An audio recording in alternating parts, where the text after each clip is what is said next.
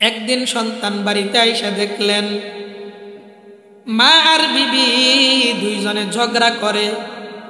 সন্তান বিবিকে ধমক দেয়, বিবিকে গালি দেয়। মাকে বুঝাইলেন, এ মুসলমান, বিবিকে ধমক দিয়ে ঘরের ভিতরে নিয়ে গেল। একদিন, 2 দিন, 3 দিন, যখন দেখি প্রতিদিনই মায়ের সাথে বউয়ের সাথে ঝগড়া হয়। একদিন সন্তান সারাদিন কাজ করে যখন বাড়িতে আসলেন, দেখলেন বিবি আর বাড়িতে নাই। মাকে ডাক দিয়া বললেন, মা, আমার বিবি কোথায়? মা ডাক দিয়া বলেন, আজকে ঝগড়া করে তোমার বিবি তোমার বাপ তোমার শ্বশুর বাড়িতে চলে গেছে, তার বাপের বাড়িতে চলে গেছে। সন্তান চলে গেলেন তার শ্বশুর বাড়ি, বিবিকে বুঝাইলেন। শাশুড়িও বলল, ওই বাড়িতে আমি আর কোনোদিন আমার মেয়েকে দিব না, যে বাড়িতে তোমার মা প্রতিদিন আমার মেয়ের সাথে ঝগড়া করে, ওই বাড়িতে আমি কোনোদিন দিব না। এ মুসলমান বুঝাইয়া নিয়ে আসলেন। বললেন, এরপরে যদি ঝগড়া হয় আমি কোনো একটা ব্যবস্থা নিব, কোনো একটা ফায়সালা করব। এ মুসলমান বুঝাইয়া বাড়িতে নিয়ে আসলেন। 2-3 দিন ভালোই গেল। এরপরে আরেকদিন আইসা দেখলেন ঝগড়া হইতেছে। এবার বিবিকে আর কিছু কয় না, বিবিকে আর কিছুই বলে না। মাকে ধমক দিলেন, মাকে গালিগালাজ করলেন। মায়ের মনে বড় ব্যথা। এর সন্তান, কত কষ্ট করে তোরে লালন পালন করলাম, তোমার বাবা ছিল না, মানুষের বাড়িতে বাড়িতে কাজ করে করে আমি টাকা পয়সার ব্যবস্থা করেছি, তোমাকে লেখাপড়াও শিখাইলাম, তোমাকে বড় করলাম, বিবাহের ব্যবস্থাও আমি করে দিলাম। আজকে বিবির কথা শুনে তুমি আমাকে ধমক দাও, আমাকে গালি দাও, একটুও কি তোমার মায়া লাগে না? আমার কথা কি একটুও মনে হয় না? হে মুসলমান, মাকে এক পর্যায়ে সন্তান আঘাত করলো, মায়ের উপরে আক্রমণ করলো, মাকে প্রহার করলো, মারলো। মা তো রক্তাক্ত হয়ে গেছে।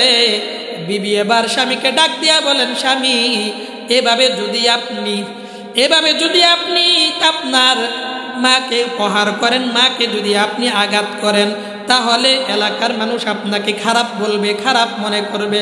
ও স্বামী আমার, আপনি একটা কৌশল অবলম্বন করেন, মাকে দুনিয়ার থেকে বিদায় করে দেওয়ার একটা কৌশল করেন। নাউজুবিল্লাহ বলেন, আর জোরে বলেন নাউজুবিল্লাহ।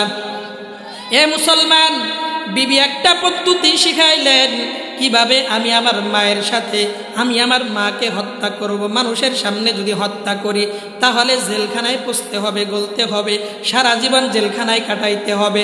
কি করা যায়? বিবি একটা বুদ্ধি দিলেন, আগামীকালকে সকালবেলা মায়ের কাছে গিয়ে আপনি মাপ চাবেন। সন্তানকে যেভাবে বুদ্ধি দেওয়া হলো, স্বামীকে যেভাবে বুদ্ধি দিলেন, স্বামী তার মায়ের কাছে গিয়ে বলেন, মা, তুমি বড় কষ্ট করে আমাকে তুমি মানুষ করলা গো মা, আমার তো মনে চায় তোমাকে প্রতিদিন আমি ভালো ভালো খাবারের ব্যবস্থা করে দেই, ভালো ফল ফলাদি তোমাকে খাওয়াই।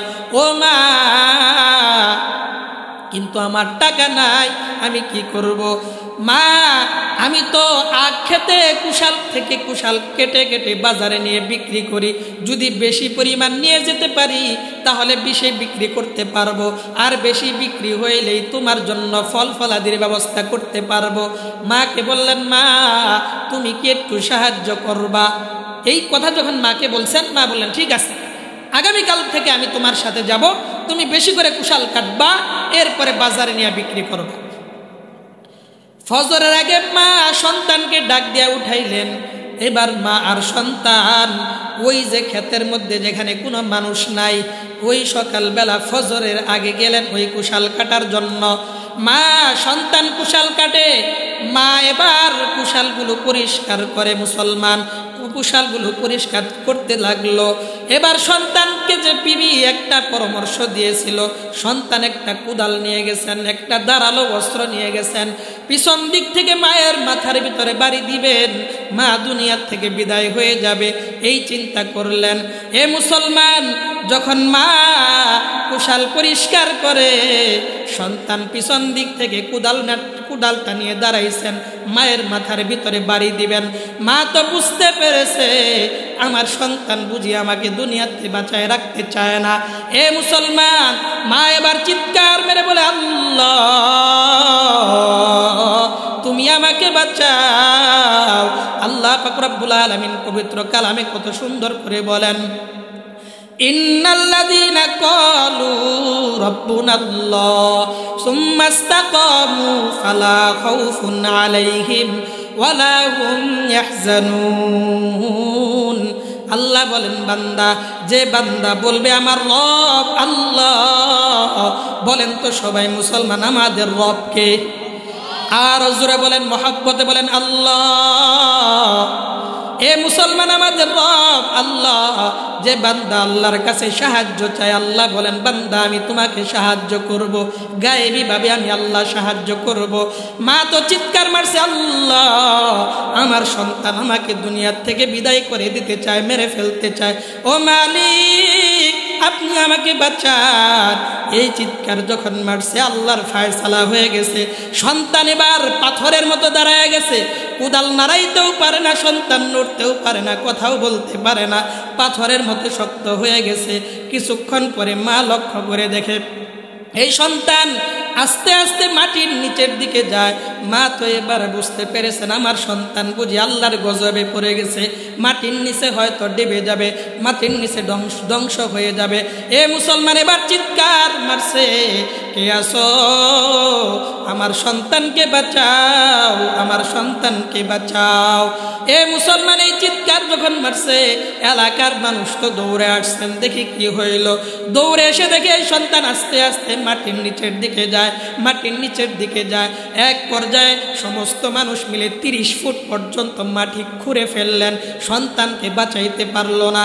এ মুসলমান বুঝাইতে চাই, যে বান্দা মা বাবার নাফরমান হবে, মা বাবার সাথে খারাপ আচরণ করবে, আল্লাহর পয়গম্বর বলেছেন আল্লাহ পাক রব্বুল আলামিন ওই বান্দার শাস্তি আল্লাহ দুনিয়াতেই দিয়ে দেন।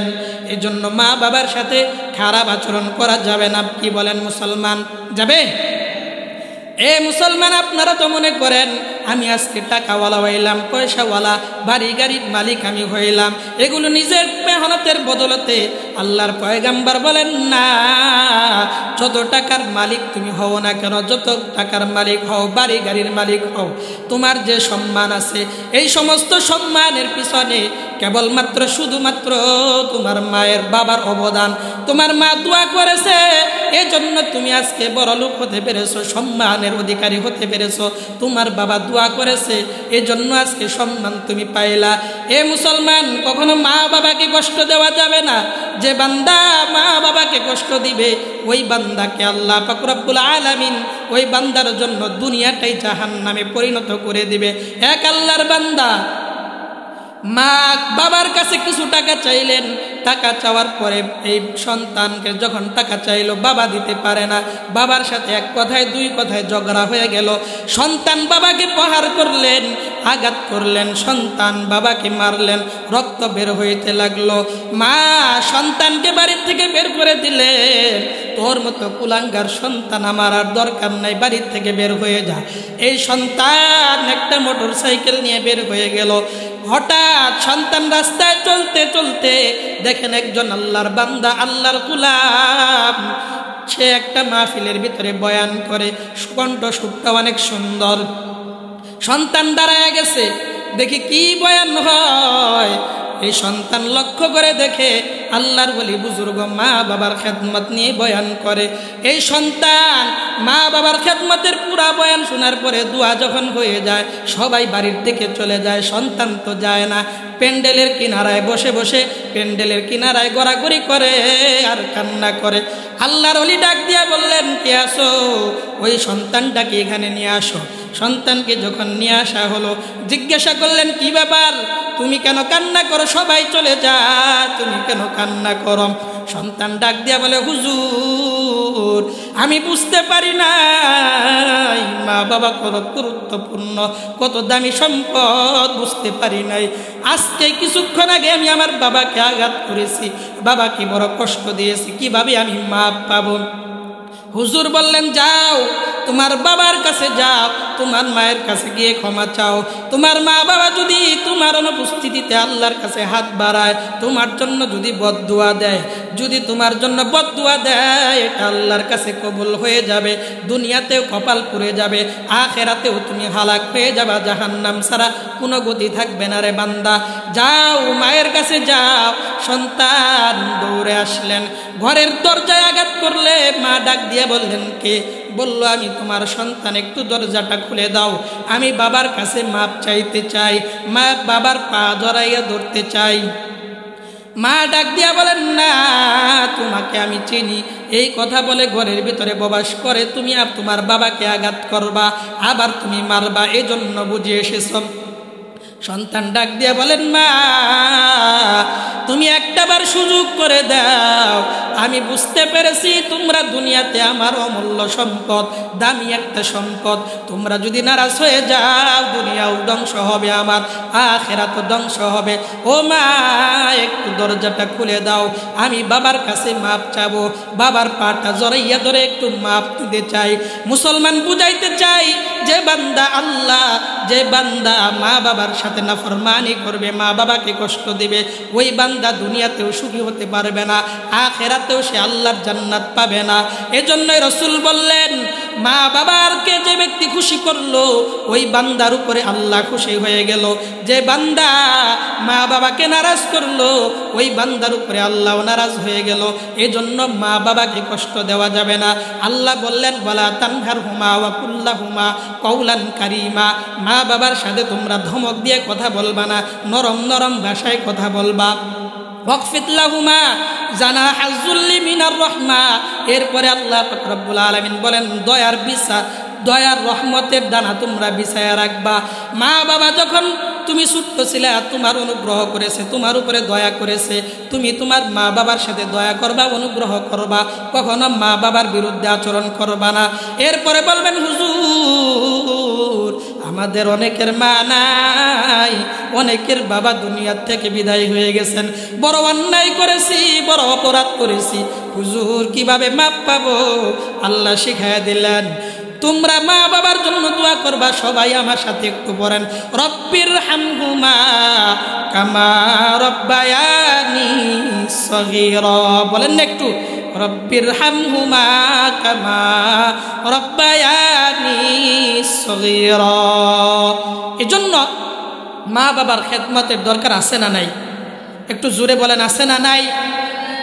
মা বাবার খেদমত করবেন কে কে? একটু হাতটা উঠান না দেখি।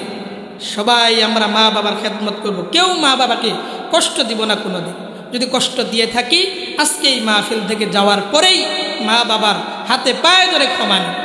মা বাবাকে একটু ভালো করে ডাক দিলেই হবে। মুসলমান হাতে পায়ে ধরতে হবে না, শুধু ভালো করে ভালো আচরণ করেন, ভালোভাবে ডাক দেন, দেখেন আপনার মা আপনার বাবা আপনার প্রতি সন্তুষ্ট খুশি হয়ে যাবে।